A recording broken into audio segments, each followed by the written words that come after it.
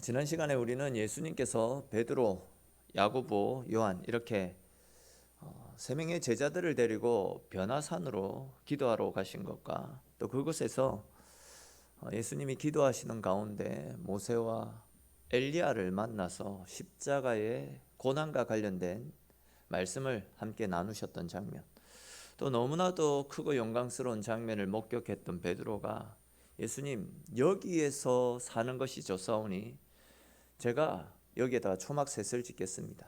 그러니 엘리야와 모세를 불러오셔서 우리 내려가지 말고 그냥 이곳에서 사십시오. 그냥 같이 살아가면 안 되겠습니까? 라고 그렇게 요청을 했다가 예수님께 책망 듣는 장면을 살펴보았습니다. 사실 은혜를 받으면 은혜 받는 그곳에 머물러 있고 싶어 합니다.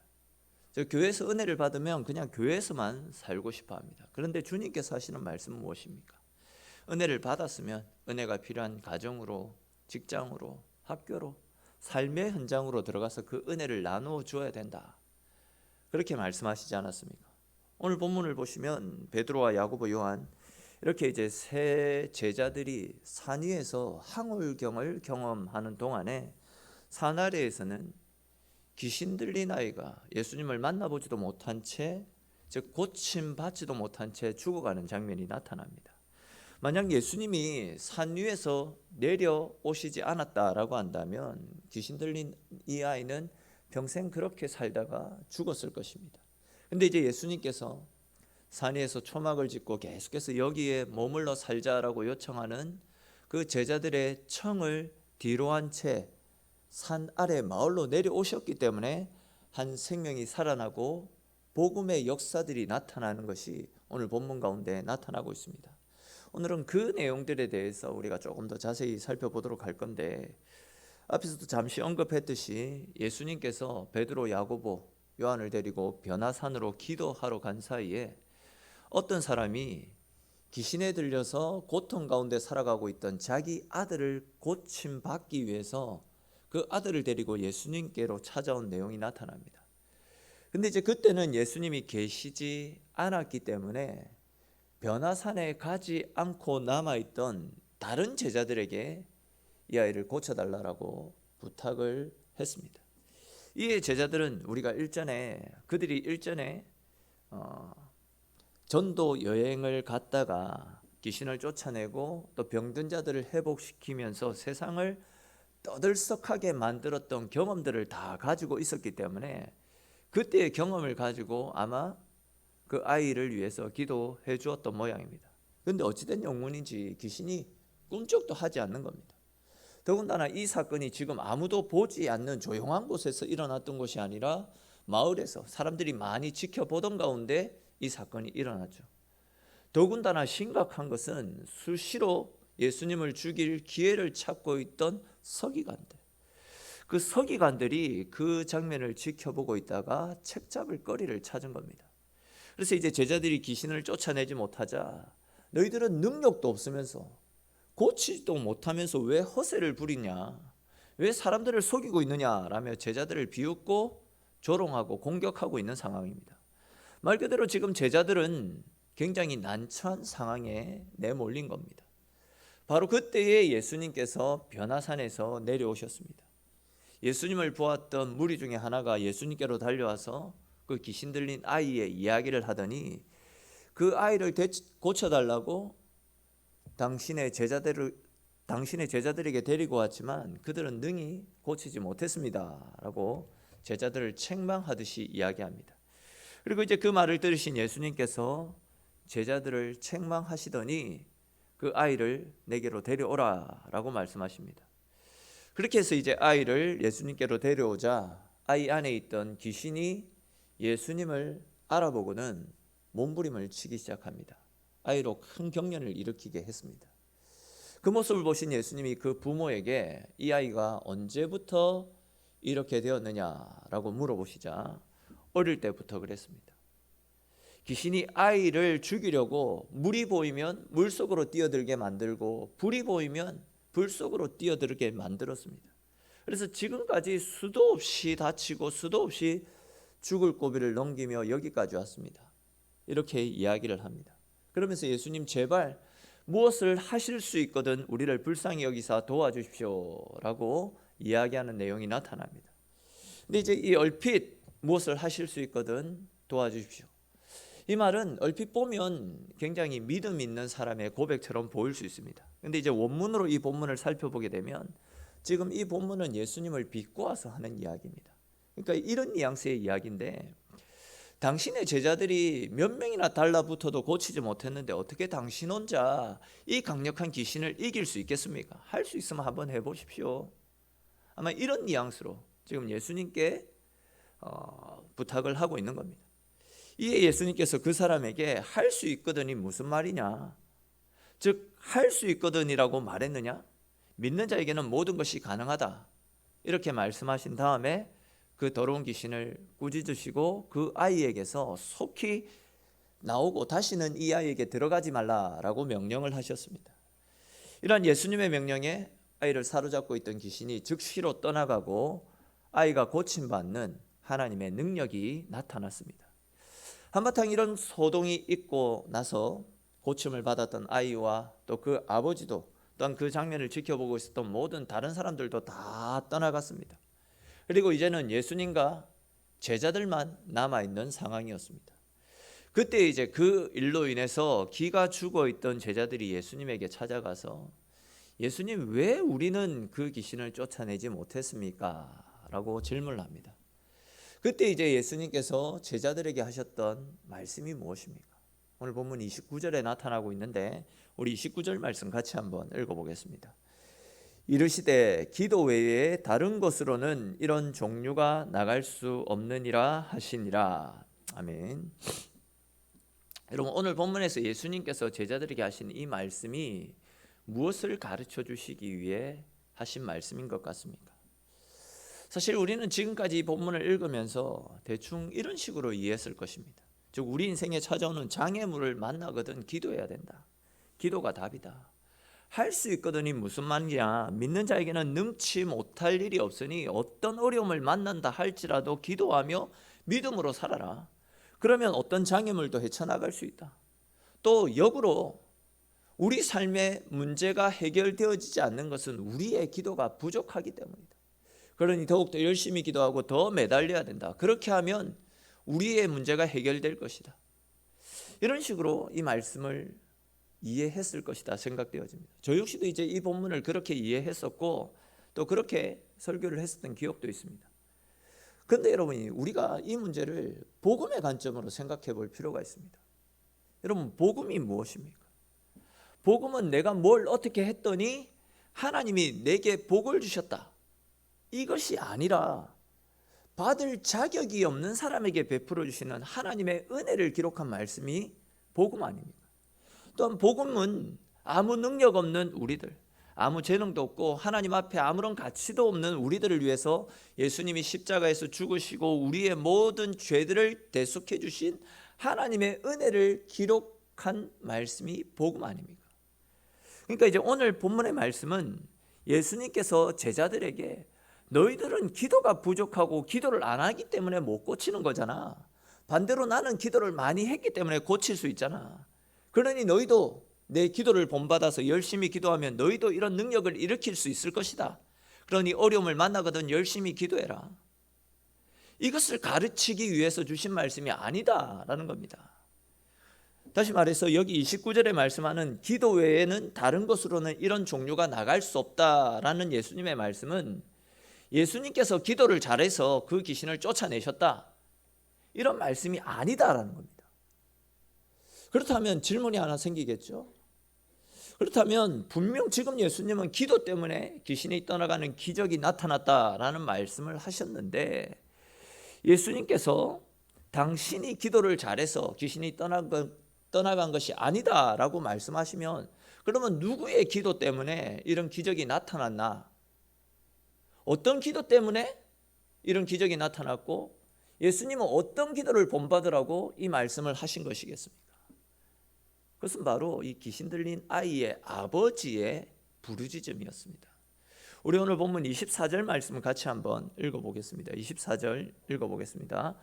곧 그 아이의 아버지가 소리를 질러 이르되 내가 믿나이다. 나의 믿음 없는 것을 도와주소서 하더라. 아멘. 그렇습니다, 여러분. 바로 이 기도가 예수님께서 말씀하셨던 기도 외에는 이런 종류가 나갈 수 없다라는, 즉 귀신을 쫓아낼 수 있었던 기도였습니다.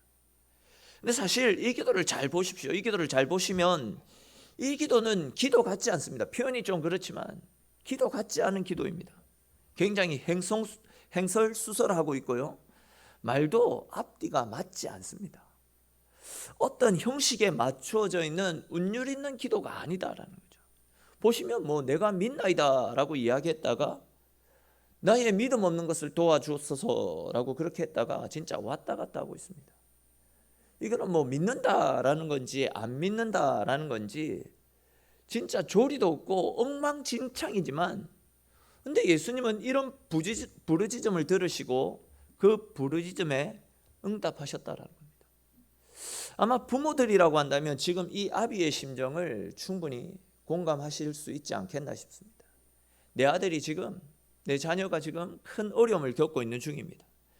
귀신에 들려가지고 툭하면 호소리를 해대고 툭하면 물속이나 불속으로 뛰어들어서 죽겠다라고 하고 수시로 거품을 물고 쓰러져 있고, 이런 아들을 보고 있으면요 너무나도 안쓰럽지 않습니까? 그런 중에 이제 예수님에 대한 소문을 들었습니다. 그리고 이제 아이를 데리고 예수님께로 갔는데 예수님은 없습니다. 예수님은 없고 그들의 제자가 나와서, 예수님의 제자가 나와서 뭔가를 하기는 하는데 아무런 차도가 일어나지 않는 겁니다. 그로 인해서 한바탕 소동이 일어나고 한참 후에 예수님이 찾아오셨는데 대뜸하시는 말씀이 네가 믿느냐? 고침받을 것을 믿느냐라고 말하니까 누가 아니요 라고 이야기하겠습니까? 얼떨결에 예 믿습니다 라고 말하지 않았겠습니까? 근데 이제 내가 믿는다 그렇게 이야기를 하기는 했는데 진짜 그런 믿음이 있느냐 하면 실제로 그 아비의 마음속에는 그런 믿음이 없었습니다. 왜 그런 믿음이 없었냐면 조금 전에 예수님의 제자들이 9명이나 달라붙어가지고 이 아이를 고쳐보겠다라고 했는데 못 고쳤잖아요. 근데 이제 예수님 혼자서 어떻게 그렇게 큰 힘을 가지고 있는 이 귀신을 쫓아낼 수 있을까? 혹시 이 사람들에 대한 소문이 전부 거짓은 아닐까? 괜히 먼 곳에서 아이를 데리고 와가지고 아이 고생만 시키고 돌아가는 것은 아닐까 하는 이런 복잡한 마음도 있었을 것입니다. 믿는 마음도 있었을 것이겠지만 불신하는 마음도 섞여 있었다라는 것입니다. 예수님이 네가 믿느냐라고 물으셨기 때문에 믿는다 그렇게 이야기를 하기는 했지만 솔직히 말해서 믿어지지 않았던 겁니다. 그렇기 때문에 예수님에게도 할 수 있으면 한번 해보십시오. 투명한 목소리로 할 수 있으면 해보십시오. 당신의 제자들도 못했는데 당신은 할 수 있겠습니까? 할 수 있으면 해보십시오. 이런 식으로 이야기를 했던 겁니다. 그 말을 들었던 예수님이 할 수 있거든이 무슨 말이냐, 그의 믿음 없는 모습을 책망하시자 그가 했던 말이 바로 나의 믿음 없는 것을 도와주소서. 곧바로 자신의 믿음 없는 것을 고백하고 믿음을 달라고 머리를 숙이고 있지 않습니까? 사실 엄밀히 말하면 이런 기도는요 들을 필요가 없습니다.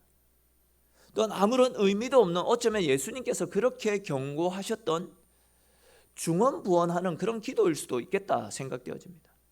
근데 보시면 예수님은 이런 기도에 응답하시는 것을 볼 수 있습니다. 앞뒤도 없고 조리도 없고 믿는다는 건지 믿지 못하겠다라는 건지 애매한 대답을 했는데 예수님은 이런 애매한 대답을 하고 있는, 이런 이상한 믿음을 가지고 있는 이 사람을 귀하게 여기고 그의 아들을 고쳐주셨습니다. 여러분, 우리는 어떻습니까? 우리는 주님께 기도 드릴 때에 어떤 형식에 맞추어서 아름다운 말과 조리 있는 말, 흔히 말해서 논리적인 기도로 주님을 찾을 때, 그래서 이제 자기 스스로도 나는 참 기도를 잘한다 라고 생각되어질 때 하나님이 이런 기도를 들어주시지 않겠나, 이런 생각을 할 때가 많이 있습니다. 근데 주님은 우리가 기도 드릴 때에 우리의 솔직한 심정을 가지고, 또한 믿음이 없으면 믿음이 없는 우리의 모습까지도 다 내려놓고 간절한 마음, 진실한 마음으로 주님께 기도하며 주님을 찾기를 원하고 계십니다. 여러분, 진짜 이것이 우리가 하나님 앞에 드려야 되는 기도의 모습입니다. 신기하게도 이제 사람들이 볼 때는 진짜 믿음이 없어 보이고 기도를 무슨 저런 식으로 하지? 이런 생각이 들 수도 있는데 성경을 보시면 예수님은요, 자기네들이 믿음이 없다라고 말하고 칭찬받을 만한 것은 전혀 없는 사람들을 칭찬하시고 그들의 기도에 응답해 주시는 것을 우리가 성경을 통해서 수시로 발견할 수 있습니다. 먼저는 그 두 렙돈의 헌금을 갖다 바쳤던 그 여인을 칭찬하시지 않았습니까? 누가 봐도 두 렙돈, 참 볼품없고 작은 돈입니다. 누가 봐도 참 믿음 없다라고 말할 수 있는데 예수님은 그 가부를 칭찬하시지 않았습니까? 또한 세리와 바리새인의 이야기를 비유로 드시면서 나는 11조도 잘하고 율법도 잘 지키고 나는 완벽합니다 라고 자신의 믿음과 자신의 의를 내세웠던 바리새인을 칭찬하신 것이 아닙니다. 그의 기도를 들어주신 것이 아닙니다. 자기의 죄 때문에 감히 하나님께 고개도 들지 못하고 주님 저는 죄인입니다 라면서 눈물 흘리며 주여 주여만 외치며 돌아갔던 세리, 그 죄인의 기도를 하나님은 기쁘게 받으시고 그 죄인의 기도를 들어주셨다라고 말씀합니다. 그것뿐만이 아니었죠. 베데스다 연못 앞에서 연못에 물이 동할 때 제일 먼저 연못으로 들어가면 어떤 병이라도 나을 것이다 라는 이런 거짓된 신화, 즉 미신에 속아가지고 하나님을 찾기보다도 내가 어떻게 하면 저 연못에 제일 먼저 들어갈 수 있을까, 이런 막연한 기대, 잘못된 믿음을 가지고 38년이나 허송세월을 보내며 살아갔던 그 베데스다 연못에 앉아 있었던 그 병자를 찾아가셔서 그 병자의 병을 고쳐주시지 않았습니까?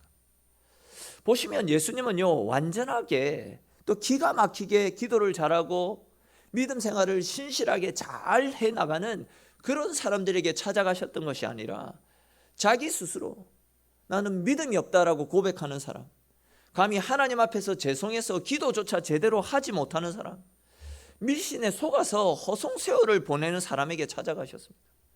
좀 다르게 표현하면 아무것도 자랑할 것 없는 사람, 내세울 것도 없는 사람, 그래야 심령조차 가난하고 파탄에 처한 그런 사람에게 찾아가셔서 그들의 기도를 들어주셨던 겁니다.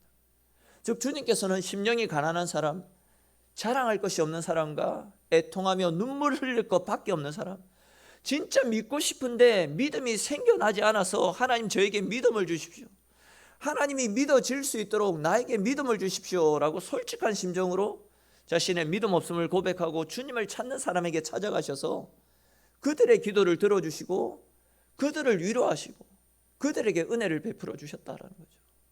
우리 이와 관련해서 시편 51편 17편에 기록된 말씀을 같이 한번 읽어보겠습니다. 시편 51편 17절 말씀입니다. 하나님께서 구하시는 제사는 상한 심령이라. 하나님이여 상하고 통해하는 마음을 주께서 멸시하지 아니하시리이다. 아멘. 그렇습니다. 여러분, 하나님은요 우리의 상한 심령, 우리의 아픈 마음을 절대 외면하지 않습니다. 그러므로 여러분, 우리는 있는 모습 그대로를 가지고 주님을 찾아야 됩니다. 정말 힘들고 정말 답답하고 쓰러질 것 같은 인생의 질고가 있어도, 그래서 그것 때문에 기도도 되지 않고 한숨만 나와도 그런 마음들을 가지고 하나님을 찾아야 됩니다. 유창하게 길게 조리 있게 기도드리라 라는 것이 아닙니다. 우아하게 논리 있는 말들로, 논리적인 말들로 하나님 앞에 기도드리라 이런 것도 아닙니다. 힘들어서 정말 눈물만 나오고 기도가 나오지 않아서 한숨만 나와도 속이 답답해서 기도조차 나오지 않는데, 심지어 내가 처한 상황 때문에 주님이 믿어지지도 않는데 어떻게 유창한 기도를 드릴 수 있겠습니까? 그런 우리에게 주님께서 유창한 기도를 원하시겠습니까? 그냥 답답한 심정 가지고 한숨만 내쉬더라도 너무 힘들어서 눈물만 나고 주님이 살아계신지 의심이 든다 할지라도 내 있는 모습 그대로를 가지고 상한 심령, 믿어지지 않는 마음, 그러나 믿음을 달라고 그런 절박한 심령으로 주님께 기도하십시오. 믿음이 안 생기니까 믿음을 달라고 기도하시고, 눈물을 흘리니까 내 눈물을 닦아달라고 기도하시고, 주님 믿어지지 않습니다, 주님이 믿어질 수 있도록 믿음을 달라고 기도하십시오. 그냥 우리의 상한 마음을 가지고 주님을 찾으십시오. 그런 우리를 주님께서 위로하여 주시고 만져주시고 우리를 새롭게 하시는 은혜를 베풀어 주실 것입니다. 저와 여러분들 모두가 상한 심령으로 있는 모습 그대로 주님을 찾으심으로 우리의 아픔과 우리의 문제를 해결해 주시는 주님의 은혜를 누리는 복된 인생 될 수 있기를 주님의 이름으로 축원합니다. 근데 이제 또 보시면요, 그런 상한 심령으로 믿음 없이 갈팡질팡했던 그 귀신 들린 아이의 아버지와 달리 제자들은 어떻습니까? 제자들은 자기네들에게 믿음이 있다라고 생각했습니다.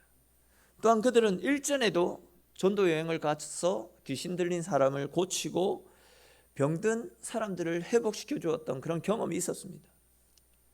즉 나에게는 이런 능력이 있다라고 생각을 했습니다. 물론 그들에게 믿음도 있었습니다. 물론 그들에게 능력도 있었습니다. 근데 이제 그런 믿음과 능력을 가지고 그들이 무엇을 했느냐라는 겁니다. 14절 말씀해 보시면 제자들이 서기관들과 더불어 변론하고 있었다라고 말씀하고 있죠. 무슨 이야기입니까? 아마 제자들은요, 자기들이 예수님을 따라다니면서 귀신을 쫓아내는 것도 보고 자기들도 뭐 귀신을 쫓아내었던 경험도 있으니까 이 아비가 데려왔던 귀신 들린 그 아이도 쉽게 쫓아낼 수 있을 것이다, 그런 생각을 했던 모양입니다. 근데 이제 자기들이 기도했는데 자기들이 생각했던 대로 귀신이 쫓아나가지 않으니까 아마 이런저런 변명을 계속해서 늘어놓고 있었던 모양입니다. 귀신의 특징은 이러이러한데 이 귀신은 뭔가 다르네. 이 귀신은 이방 땅에서 넘어온 귀신인지 우리 말을 못 알아듣는가? 내가 아무리 외쳐도 떠나가지 않네. 원래 이렇게 기도하면 귀신이 떠나가는데 왜 이 귀신은 떠나가지 않지? 이런 식으로 자기들이 귀신을 쫓아내지 못한 것에 대해서 이런저런 변명거리들을 계속해서 늘어놓으면서 사람들과 토론 아닌 토론만 계속해서 행하고 있었다라는 겁니다. 여러분, 지금 이곳에 모여있는 사람들이 왜 모였습니까? 귀신이 어떤 특징이 있고 왜 귀신이 안 떠나가는지 이런 말들을 들으려고 찾아온 것이 아니잖아요.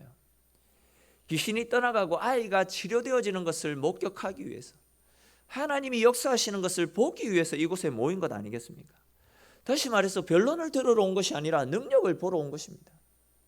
결국 이것이 무엇을 말하는 것입니까? 제자들에게 능력이 없었다라는 겁니다. 만약 능력이 있으면 고치면 되는 겁니다. 근데 능력이 없다라고 한다면 이 아비처럼 겸손히 기도하면 되는 겁니다. 주님, 저의 믿음 없음을 용서하시고 이 아들을 고쳐주십시오라고 기도하면 되는 겁니다. 지금 제자들은 어떻습니까? 능력도 없는데 겸손하지도 않습니다. 능력도 없는데 기도하지도 않습니다. 과거에 자기들이 경험했던 그것이 전부인 줄 알고 하나님을 찾지도 않습니다. 그냥 변론만 계속해서 늘어놓고 있는 겁니다. 그러면서 이제 지금 자기들의 능력 없음을 계속해서 합리화시키고 있는 그런 상황 아닙니까? 저는 오늘날 이 문제를 우리 교회가 깊이 한번 돌아볼 필요가 있겠다 생각됩니다. 그럼 오늘날 교회가 세상에서 욕을 먹는 이유가 무엇입니까? 바로 이런 겁니다. 능력이 있으면 고쳐내든가 능력이 없으면 기도하든가. 근데 교회는 지금 어떻습니까? 능력도 없으면서 말만 많습니다. 사실 세상이 너무 무질서합니다. 세상을 통해서 답을 얻기란 너무나도 힘든 상황입니다. 정의도 없고 공평도 없습니다. 그렇기 때문에 세상은 그나마 교회에 기대를 걸고 있습니다. 교회 너희는 우리와 다르지 않느냐? 세상과 다른 우리의 구별된 모습을 원합니다. 교회라도 이럴 때에 세상과 다른 모습으로 살아가기를 바라고, 교회라도 이럴 때 큰 능력으로 뭔가를 보여주기를 원하고 있을 것입니다. 그런데 어떻습니까? 교회도 똑같습니다. 지금 상황과 빗대어 이야기하면 교회도 코로나에 걸리고 오히려 전염을 가중시키는 이적 단체처럼 비춰지고 있는 실정 아닙니까? 교회가 이런 질병을 이길 수 있는 능력이 없다라고 한다면 어떻게 해야 됩니까? 겸손히 기도해야 됩니다. 지금 이 상황에서 교회가 할 수 있는 것이 아무것도 없지 않습니까? 이럴 때 우리는 세상과 맞서가지고 이런저런 변명을 늘어놓고 변론을 할 때가 아니라 오히려 우리의 약함을 솔직하게 내려놓고 때로는 우리의 무능력함을 솔직하게 고백하면서 솔직하게 주의 도우심을 구하며 주님 앞에 기도드려야 됩니다. 응답받는 기도는 조리 있는 말, 합리적이고 아름다운 미사여구를 섞을 필요가 전혀 없습니다. 진짜 우리를 불쌍히 여겨달라는 진심 어린 기도, 우리의 마음의 중심을 드리는 기도, 하나님이 없으면 답이 없기 때문에 마지막 끈앞풀이라도 잡는다라는 절박한 심정으로 주님을 찾는 그런 기도. 하나님이 아니면 안 되니 이 상황을, 우리의 문제를 해결해 달라라고 그런 상한 심령으로 기도를 드릴 때에 하나님이 우리의 기도를 들어주신다는 거죠. 지금 바로 이럴 때에 우리가 이렇게 기도해야 될 때라는 겁니다. 이 위기의 때, 어쩌면 우리 세대에 유례가 없는 이 위기의 때에, 그렇기 때문에 교회는 더욱더 기도해야 되죠. 코로나에 대해서 우리가 진단할 필요가 없습니다. 코로나에 대해서 우리가 말할 필요 전혀 없습니다. 기도 외에는 이런 종류가 나갈 수 없다라고 예수님께서 분명하게 말씀하시지 않았습니까?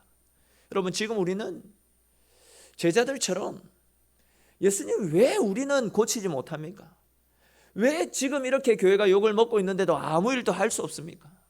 예수님께 이런 것을 물을 때가 아니라 우리 안에 있는 약함을 고백하면서 주님 아니면 이 문제가 해결되지 않으니까 주님 해결해 달라고 주님께 기도해야 돼요. 이런 상황에서 우린 죄가 없다, 우리는 깨끗하다, 교회도 피해자다, 이런 이야기가 할 때가 아니다라는 겁니다. 이런 말들은 아무 의미가 없습니다. 그냥 기도하고 겸손히 하나님의 은혜를 구하는 겁니다. 여러분, 눈에 보이지 않는 그 작은 바이러스 앞에서도 우리는 아무것도 할 수 없는 연약한 존재 아닙니까? 우리 눈앞에 찾아온 작은 문제도 해결할 수 없어가지고 전전긍긍하며 한 치 앞도 내다볼 수 없는 것이 우리 인생 아닙니까? 그렇기 때문에 우리는 우리의 약함을 내려놓고 주님, 내가 믿나이다, 나의 믿음 없음을 도와주옵소서, 그렇게 기도하며 주님을 찾을 때에 하나님께서 믿음 없는 우리에게 은혜를 베풀어 주시고 하나님의 도우심의 손길로 우리를 회복시켜 주시는 하나님의 은혜를 경험할 수 있게 되는 것입니다.